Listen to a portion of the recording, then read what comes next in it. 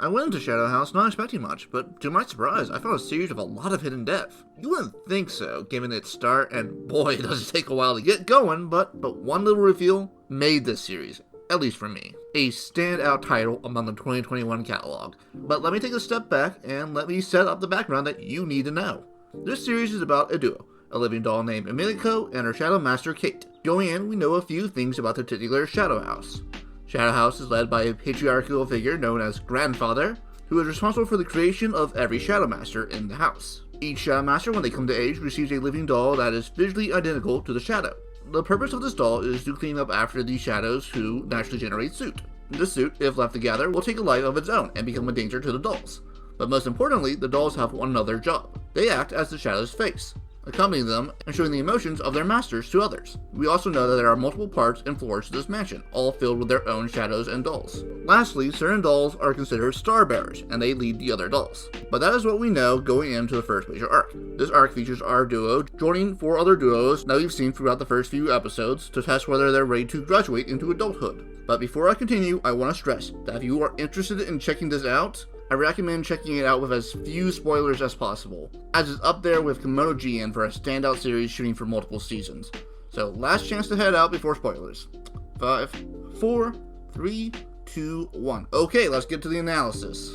So this first arc is really good. I like his villain Edward, a fully matured living doll who is looking to increase his standings in the house, and he doesn't care how many pairs he has to fail to achieve this goal, but he's tasked with presiding over the test as well as planning it, to not only test the bond between the pairs, but to provide entertainment for the 3rd floor, which contains the most powerful shadows in the house, which also includes Grandfather. But because Emilico is different from the crowd, and is not afraid to stand out and help others, we start to see growth in the other living dolls from their interactions. But the dolls are tasked with searching for their masters who have been hidden in the maze. Additionally, we see growth within the masters themselves. But from those pairs, the standouts are Rum, who starts to gain confidence, Ricky and Patrick growing a heart, as well as planting the seeds of character relations between Ricky and Lou and Kate and John. You get to see how infinite Emilico is, and it helps establish the idea of suit powers that Shadow Masters can wield. Later, which seems to be very important in the Shadow House. But our protagonists outside of the pairing of Rum and Shirley make it, while Shirley seems to pass on before she can pass the test. Then we start getting the background behind the Shadow House, and that makes this house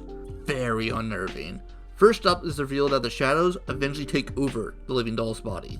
We don't get the specifics of the process or how it affects the living dolls themselves, but it seems we got a serious case of the body snatchers. Second, the living dolls are fed coffee that contained the Grandfather's soot, making them obedient to him, and that makes them worship him, overriding any free will or thoughts to the contrary. Then Kate breaks the news to Emilico once she's able to get her out of the trance, that the whole living doll thing is a lot of hogwash, that Emilico and all the other living dolls are actually humans. They were children selected from various villages that the Shadow House has brainwashed, taken back to the Shadow House and fed them mind-controlled coffee to make them loyal. Have them pass out so that the Shadow Pixies can come around and copy their form. Then, once they've properly matured into that form, they wake the kids up and send them to work for their counterparts. All of which paints a very scary picture of the house. Taking kids and making shadow copies that gain superpowers that will eventually take over the host? For what purpose? And how much control does this house have? Is there a human resistance? Where do the shadows come from? All these questions start popping into your head as the series goes on.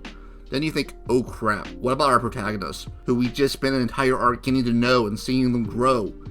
That is the genius of the series. It spent time hiding the reveal, giving small clues and hints to keep you curious, but focuses on getting you attached to these characters.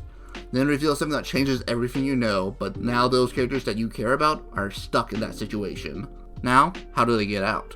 Especially since the cat is out of the bag, and the villain from the first arc knows that they know. Again, this is very much a start of something more, but very similar to Kimono GN.